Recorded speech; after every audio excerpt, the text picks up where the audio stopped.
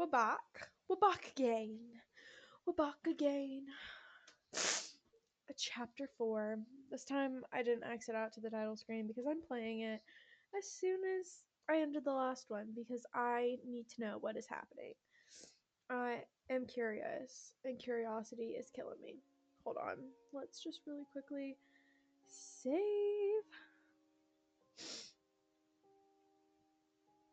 Okay.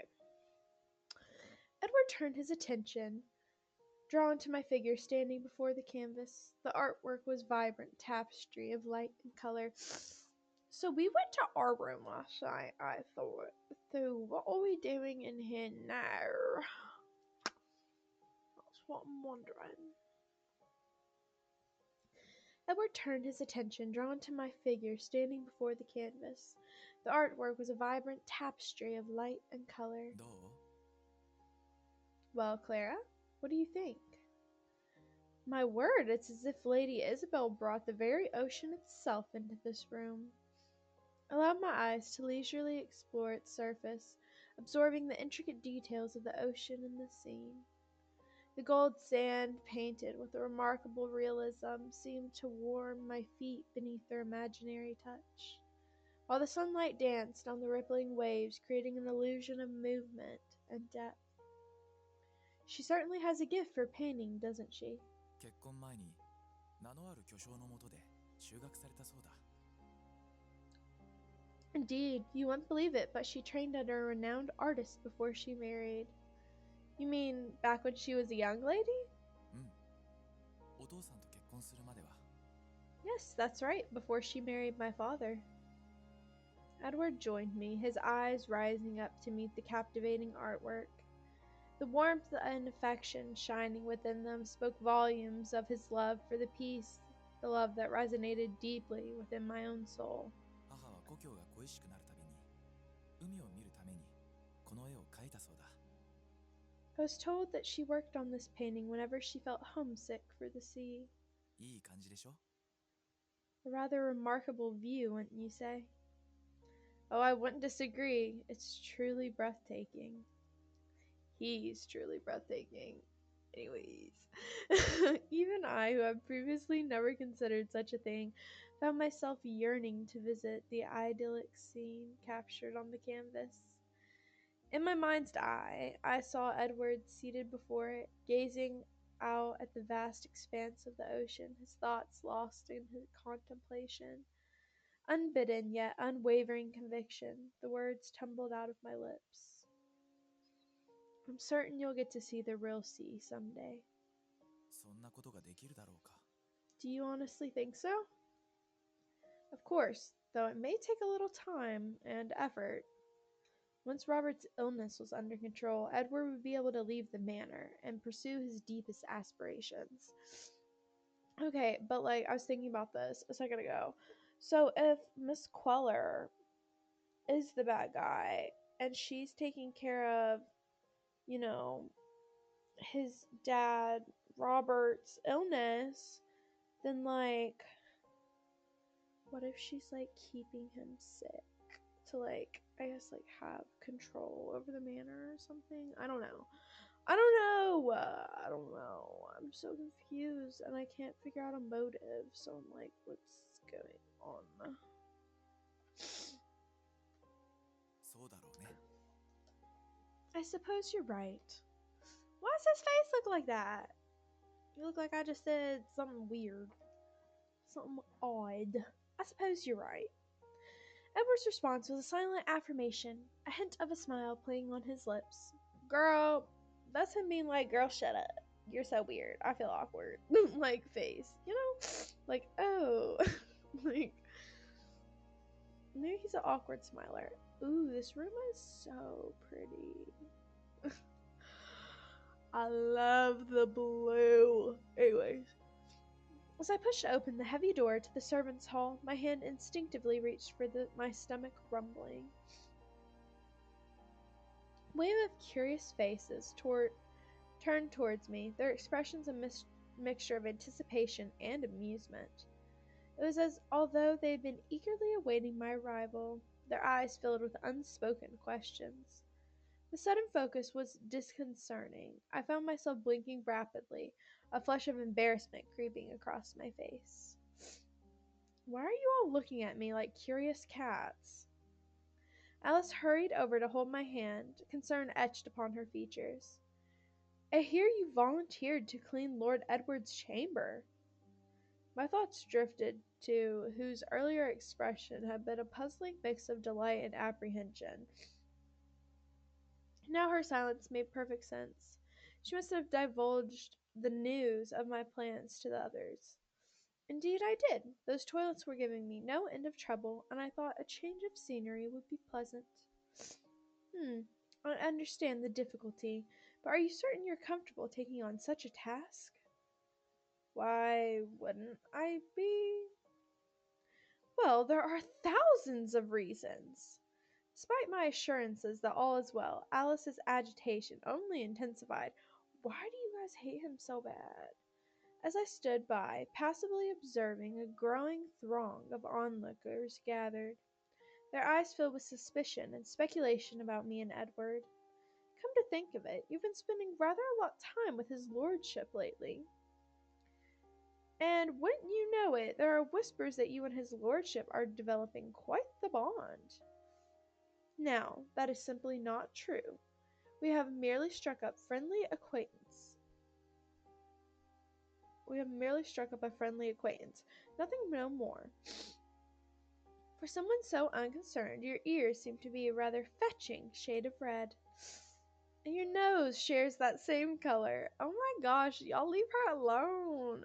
Because they're not like lightly teasing, like hee hee ha ha. They're like, you slut. Or like whatever. Like they're like, what are you doing, girl? Like you're being stupid. And we're like, what do you mean? He's literally Precious Pookie Bear. Like, what's the dealio? As the seconds ticked by, the relentless chatter grew progressively louder, culminating in a particularly harsh comment. Feeling overwhelmed by the cacophony, I instinctively raised my hand to cover my ears and nose, seeking a moment of respite from the insistent barrage of words. A wave of laughter erupted around me, echoing with the confines of the hall. Witnessing my distress, Thomas shook his head, his expression conveying a sense of hopelessness. Clara, whatever feelings you may have for Lord Edward, I strongly advise you to reconsider. Why? I assure you, I have no such feelings. I simply don't believe he is a terrible person, as some would have us believe. Those instructions to keep your distance were not issued without good reason. Yes, the handbook having personally experienced the repercussions of unchecked gossip and misplaced judgments, now I had much to say on the matter. The events of this day had provided me with a wealth of knowledge that I was determined to share. Has it ever occurred to you that that anyone that perhaps those instructions might be misleading? An oppressive silence descended upon the hall as I finished speaking. Girl, you're stirring the pot. Every face turned towards me, etched with disapproval and contempt. I knew that was going to happen.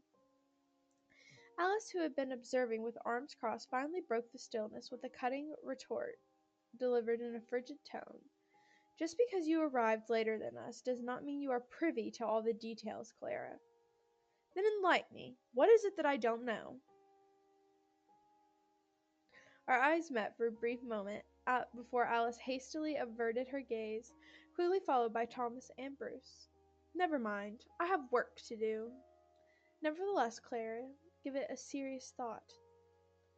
See, I don't see why he's evil either. Like, he seems like the nicest person here. Feeling the absurdity of the situation gnawing in my gut, I offered a shrug of nonchalance. Nonchalance? Nonchalant! I turned my back on them and refused to grant their animosity even a flicker of my attention. Though their disapproval etched in the form of audible tuts, I remained resolutely unfazed. Look how precious he is. I was gathering my cleaning supplies and heading outside when I spotted Edward seated at a distance. It had been less than half an hour since we had left for lunch. Surprised by his unexpected presence, I hurried over. Lord Edward! Edward's shoulders stiffened, and he hurriedly wiped his mouth. Why? 早かったね。 You're ahead of schedule today, Clara. What if he's a vampire? I don't know what even got me there. What brings you here without taking your lunch first? ただ、もどかしくて。 I just found myself feeling rather confined within. Out of the corner of my eye, I spotted a small packet resting beside him. It appeared meager for a meal. A concerned nod at me. I opened my mouth to speak, but before I could utter a word, something was thrust into my mouth. Instinctively, I took a bite, and the biscuit crumbled against my tongue, releasing a symphony of flavors. The exquisite butter and bittersweet chocolate melted together, creating a taste sensation unlike anything I had experienced. It was heavenly. 君のことを思い出して持ってきたよ。 I brought these for you. He loves us. Ignore these disgusting sounds. I literally am just a snot office right now. I'm just housing all the snot. He watched me intently for a moment, then shoved the entire pouch in my hand with a conspiratorial grin. It was clear he was bribing me with a delicious treat to ensure my cooperation. These are delicious. 多めに持ってきたから、たくさん食べて。 I brought quite a lot, so please don't be shy. I joined him on the steps, and we settled into a companionable silence as I arranged the remaining treats. The gentle breeze carried the scent of the snack, making it taste even more divine. Oh my gosh, I'll be right back. I'm gonna blow my freaking nose. I cannot breathe. I cannot breathe. I feel like I'm suffocating. Okay, I'm back. The gentle breeze carried the scent of the snack, making it taste even more divine. Halfway through, we craved a cup of tea to settle his stomach. As Edward took a sip, he inquired about my schedule for the remainder of the day. With an eye roll, I pondered the tasks ahead, and then concisely listed them. After I finished cleaning the mausoleum, not much, really, other than, oh, it's the day I visit the apothecary. Olivia provided me with the details earlier. She instructed me to report to the main gate after completing my duties, where the coachman would await to escort me into town. 君、一人で行くの？ You'll be going alone? As you already know, the visit is supposed to be discreet. Edward seemed hesitant about sending me off alone. However, with only a handful aware of Lord Robert's precarious state, reversing the decision was not an option. Upon hearing my explanation, Edward turned towards the front door, his expression grave. クララ、僕が見送ってもいいかな？ Clara, would you mind if I accompanied you to the gate? Yes! What? Now? He offered a brisk nod without adding any explanation. Still unsure of the situation, I leaned in close to his ear and whispered my question. Oh, is something troubling you? いや、ただ、もう正門くらいは大丈夫だと思って。 No, not necessarily. I simply believe a walk to the gate should be manageable now. What if he's the one who's sick? Despite my worried expression, he only offered a cryptic smile. While I didn't believe he would face any repercussion for accompanying me to the gate, I felt uneasy for reasons I couldn't explain. With Edward's assistance, I completed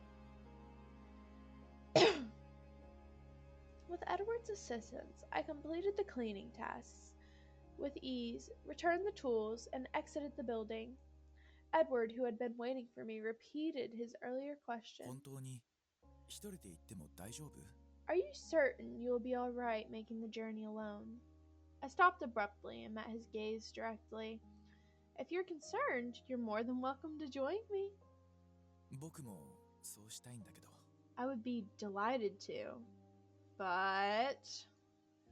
His eyes started away, confirming my suspicions. There it was again, the hidden truth. I turned away, intentionally feigning annoyance. It's not as if I'm going there because I particularly want to be there in the first place. ごめんね。クララ、怒ってるの？ I apologize, Clara. Are you upset with me? No, of course not. I am not upset. In fact, quite the opposite. I feel perfectly content. We set off towards the gate, bickering playfully. The carriage stood opposite of the gate, but the coachman was nowhere to be seen. It appeared he'd left for a brief errand. I unlatched the door and slid in. The condition of this place has changed quite dramatically. The interior was spotless and odor-free, a stark contrast to its previous state. It was clean enough for even Edward to find it acceptable. Are you absolutely certain you wouldn't prefer to remain outside? 乗ってみるよ。 I shall try. As I was about to step out, Edward's hand shot out, stopping me in my tracks. A disquieting sense of unease washed over me as I recognized the unsettling shift in his demeanor. Okay, what? You're quite alright, aren't you? He cautiously lowered his foot from the curbstone, his movement suggesting a response to my unanswered question. Held my breath and watched him approach with a mixture of curiosity and nervousness. An unseen hand seemed to grip my heart, squeezing it with icy fear, its origin shrouded mystery. His initial move was one of cautious exploration, but he quickly transitioned to a confident stride, as if he had overcome his hesitation. With each step he took, a strange joy began to bloom on his face, only to be extinguished just as quickly. Edward abruptly halted and frowned, as if sensing something amiss. A crimson stream trickled from his parted lips, staining his collar. What? Edward! Oh no, he is the one that's sick, isn't he? Panic surged through me as I leapt down from the carriage and cradled his collapsing body. Edward looked up, his face pale and drawn. A pained groan escaped his lips. Why? What is happening to you? My vision tunneled, filled only with him and the horror of the situation. Edward, coughing blood, spoke in a voice filled with despair. やはり無理みたいだ。 Once again. What? Why? ごめんね。君には心配ばかりかけているね。 I'm sorry. My presence seems to bring you nothing but trouble. What is happening? He closed his eyes, accepting the inevitable reality that he had やっ recognized. ぱり一生 After all, an eternity. Pale as death, Edward appeared to be on the brink of succumbing. My body quaked with fear and regret. Had I known what would transpire, I never would have urged him on. Please, please, somebody help. Help Lord Edward, please. A scream tore from my throat as I called for help, pulling Edward into my arms. It was the only thing I could do. A conscious flickered back as I found Olivia's stern visage looming above me. Her gaze, devoid of warmth, drained the blood from my skin. What transpired, Clara? I haven't had the faintest notion. Suddenly we exited the gate. Lord Edward... Clara, compose yourself. There was blood, ma'am, on his lordship's lips. Clara? I stirred, muttering incoherently, and met her unwavering stare. Her silence was answer enough, and I waited, breath hitched, for her next words. I shall handle his affairs, Clara. You tend to your own. Mine? Memories elusive and fragmented swirled within my head. A frantic search of clarity yielded not, gnawing at my worry for Edward. You refer to the trip in town? Precisely. Is there an issue with that? No, ma'am. Olivia's disapproval, evident in the sharp click of her tongue, spurred me into action. Okay, so he is the one that's sick, maybe. Or maybe he can't go out of the gate or something. Clara, let me give you a piece of advice. Focus on your own tasks and leave the business of others to them. Without a word, I stepped out of the room, the weight of the situation pressing down upon me. Leaning against the cool stone wall, I glanced at my maid uniform, its pristine white, now married in crimson stain. It served as a stark reminder of the events that had transpired.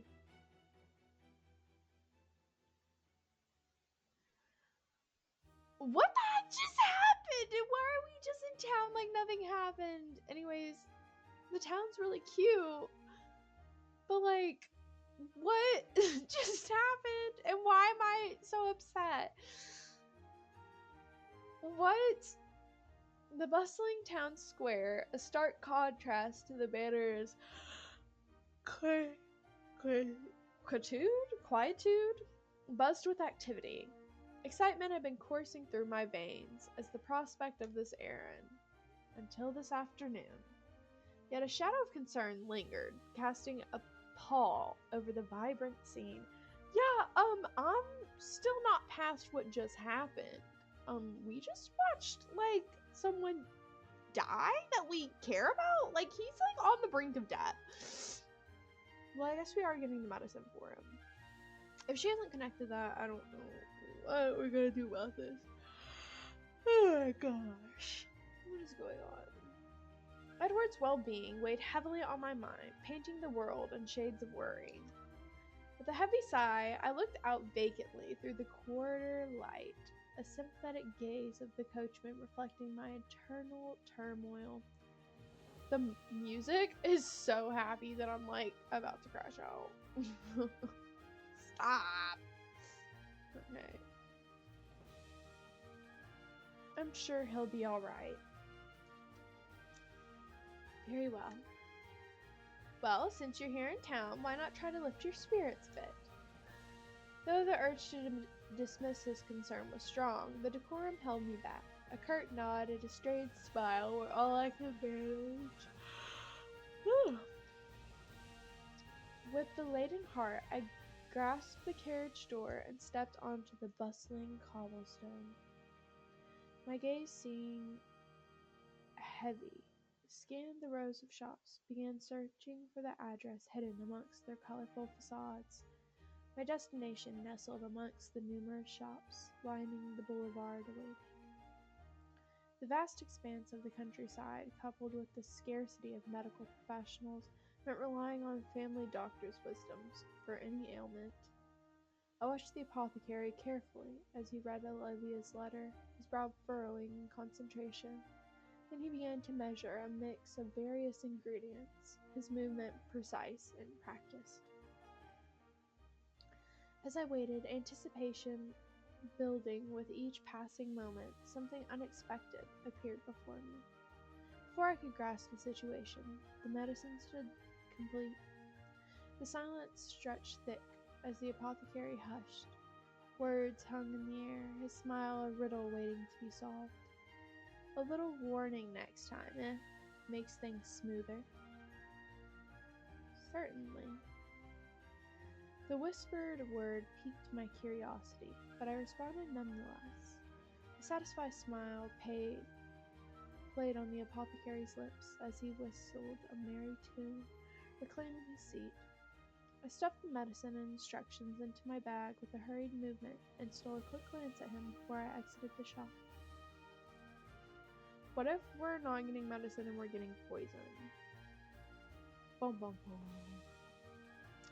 Curiosity kills Clara, they warned, yet here I am again.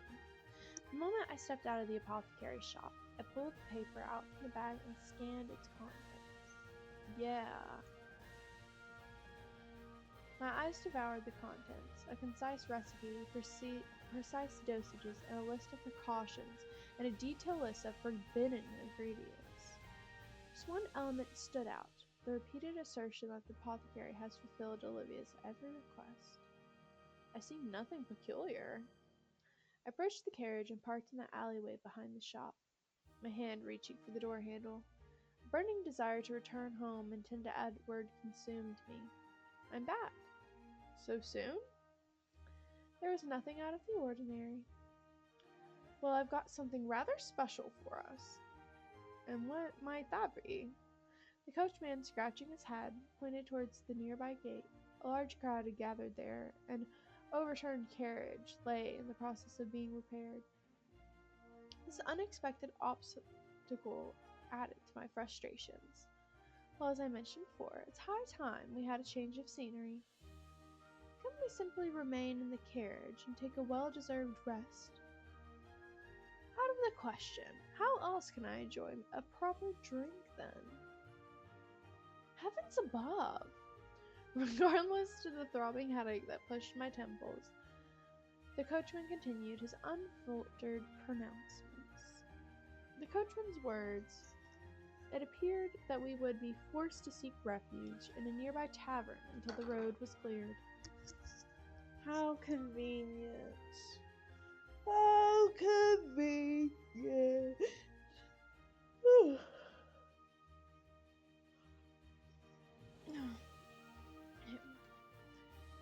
I resigned myself to this temporary delay and watched as the coachman led the horses towards the tavern. The sudden enforced break allowed for a moment of introspection. Promptly, an idea struck me. Should I get Edward something? Though Edward desired freedom himself, why is the music so freaking happy? Like, I'm turning it down in my headphones. I cannot. Though Edward desired the freedom himself, it was I who inadvertently caused the accident. Girl, you didn't know. But what would he like? My gaze fell upon a vibrant poster on the window of the we're gonna go to the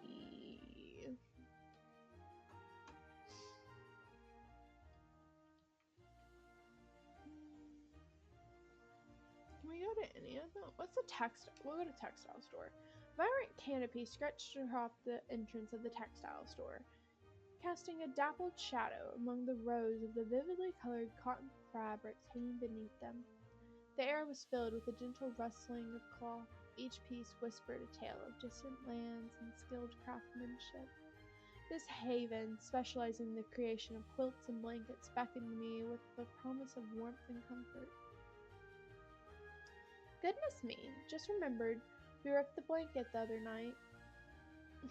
That sounds so wrong. I promise. That's not what happened, guys. I promise.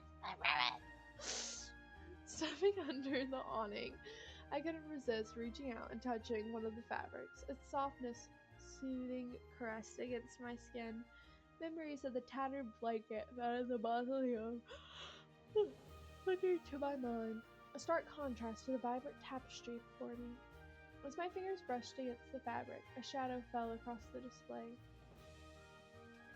My dear lady, fancy you gracing this humble shop with your presence.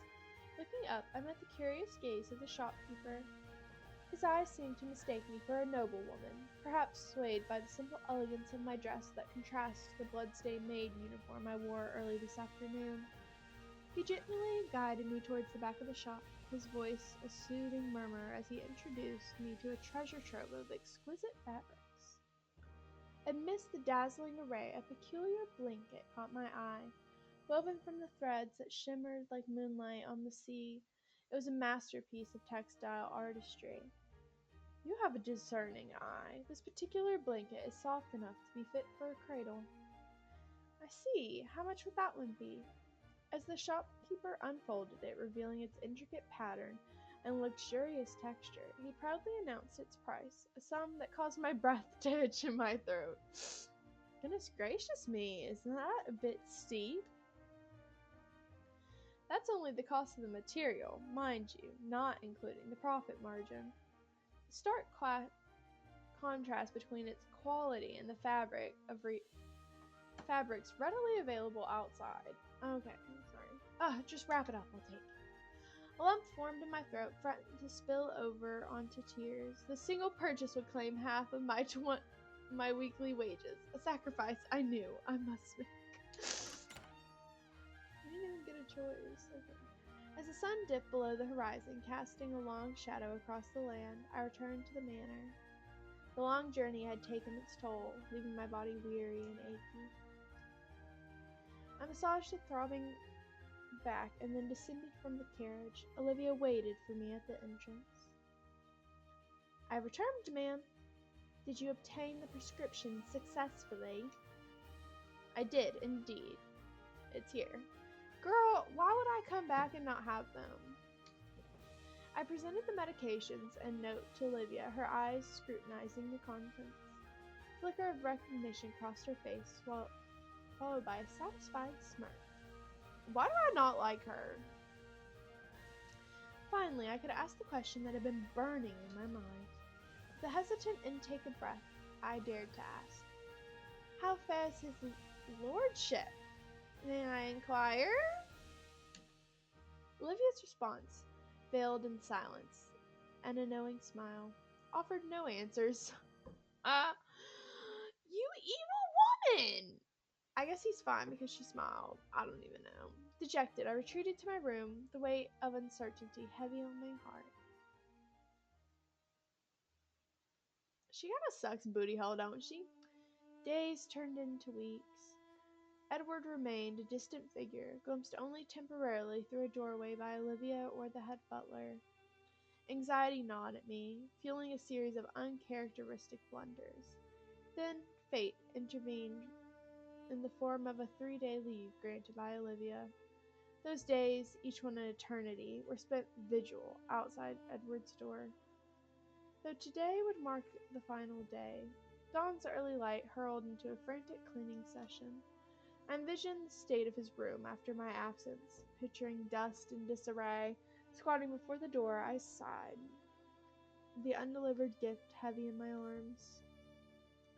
Part of me yearned to pound the wood and demand his presence. Why would the door never open? A memory surfaced, Edward's nocturnal visits to the mausoleum. If only I could use magic to unlock it. Open sesame! Huh? A jolt of terror shot through me, launching me upright in a convulsive motion. As I spun around, the door rasped open, its rusty hinges groaning in protest.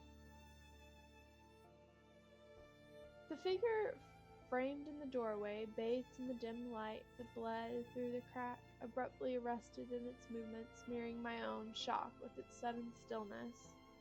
My hands, paralyzed by anxiety, became rooted to the floor as I watched a figure emerge from the shadows, its form and reality.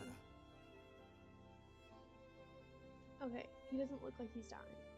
Clara? It was Edward. Blinking away in disbelief, I rushed towards him. Edward? Is that truly you? 僕だよ。 Yes, Clara, it is. Sorry, I just dropped my phone. It was in my lap. Oh, heavens above! My lip quivered, a dam on the verge of collapse against the rising tide of emotion. Then, with a shuddering breath, the dam broke, and sobs erupted from me, cascading down my face like a waterfall unleashed. Edward's movements were swift and sure. As I stumbled into his arms, a strong and comforting shot out, pulling me into the safety of his room. After a long while, the storm subsided, leaving behind a calm peace. I wiped my tear-stricken face, sniffling softly. Edward reached for a handkerchief, his hand pausing awkwardly before retracting. もう十分泣いた? Have you finished crying? Yes, please forgive me. I frightened you, didn't I? いや、泣くとは思わなかった。 No, well, I did not anticipate your tears. But of course I would cry. I was so worried about you. As fresh tears welled up, he gently placed his hand upon my shoulder, a silent reassurance. Look at how shocked he is. He's like, she cares about me. 大丈夫。ちょっと出かけたからといって死ぬわけではないから。 It's all right, Clara. It's not as if stepping outside for a moment would be my demise. So you won't die from doing that? What a change. So does he die if he steps out of the house? I'm confused. I babbled on, overflowing with joy, while Edward looked at me with a hesitant smile. His face pale and drawn from illness, held a wistful longing. I felt responsible. Remembering the gift, I presented to him, holding my breath with anticipation. Right, I have something for you. いきなり? So suddenly? As he unwrapped it, a pang of disappointment stabbed at me. It seemed like a treasured item in the shop now appeared hopelessly ordinary in Edward's hands. I frowned, desperately searching for the words to explain my purchase. I thought it might bring you something from outside, so I purchased this. It wasn't very expensive. 無理して準備しなくていいのに。 You truly didn't need to trouble yourself. Edward, though, remained enthralled by the offering. He cradled it close to his chest, his eyes sparkling with the almost childlike fascination, mirroring the unadulterated joy of a young boy discovering a long-awaited treasure. I don't know what just happened to my voice. We're just going to ignore that happened. So he's sick from stepping outside. I'm so confused. I don't even know what's happening anymore.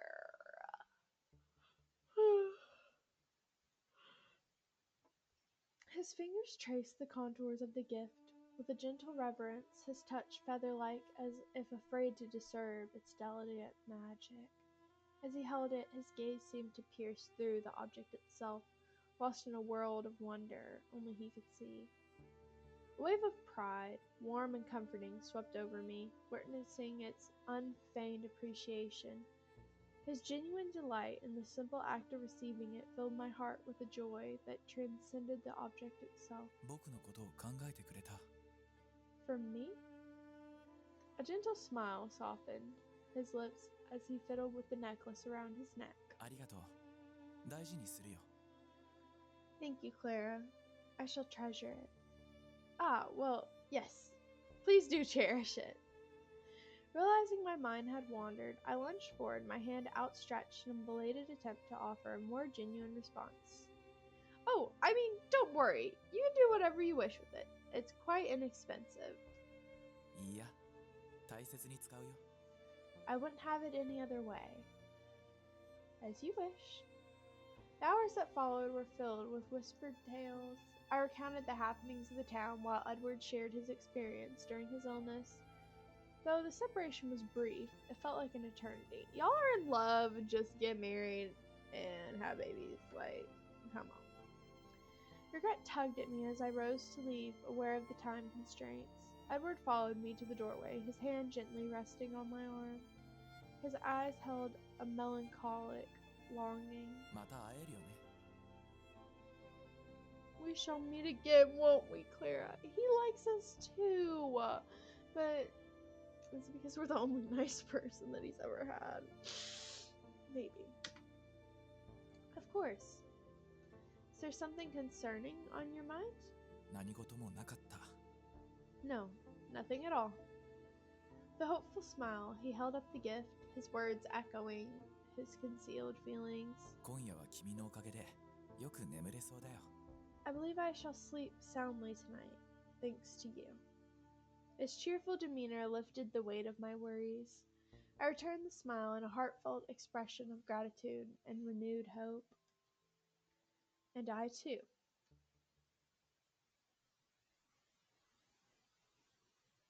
Okay. That was it for chapter 4. Homeboy literally collapsed. I don't know what caused him to collapse. Like, yes, be done if he go outside. Like, is he the one that's sick and not his dad? Like, I don't understand. Is the medicine or is that poison? Like, I don't know. But we're gonna end this here, and I'll see you guys next time, because if I read more of this, though, I think my brain will explode, because I'm lots of big words, okay? Lots of big words.